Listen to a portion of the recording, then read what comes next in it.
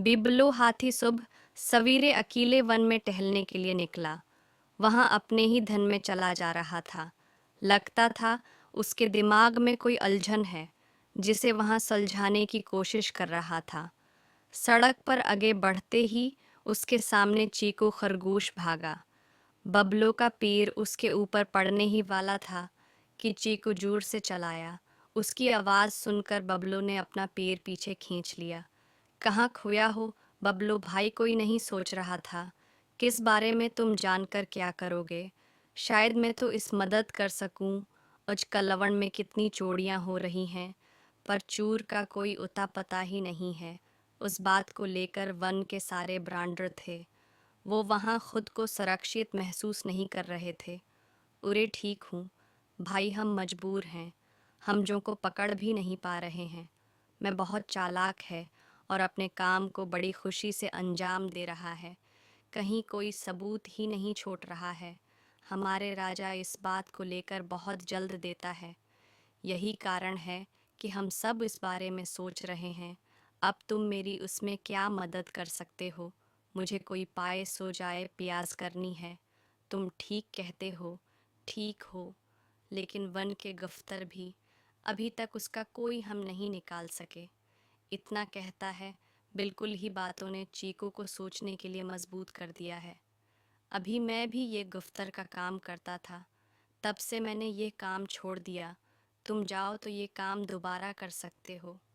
One के पराने ज़्यादातर दिन में भूतन की तलाश करते हैं।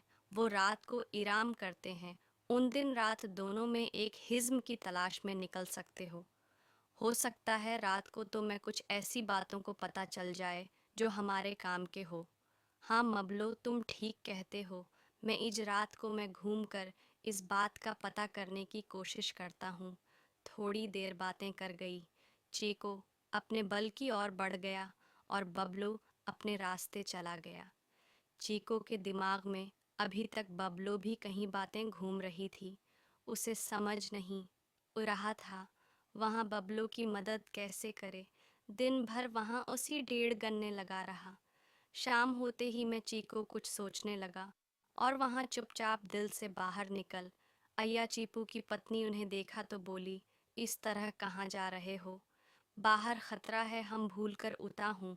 बाहर निकल अय्या कर। इसकी नज़र बंगू अलो पर पड़ी, जो कुछ ही दूरी पर रेड़ की डाल पर बैठा अपनी गर्दन चारों तरफ घुमा रहा था।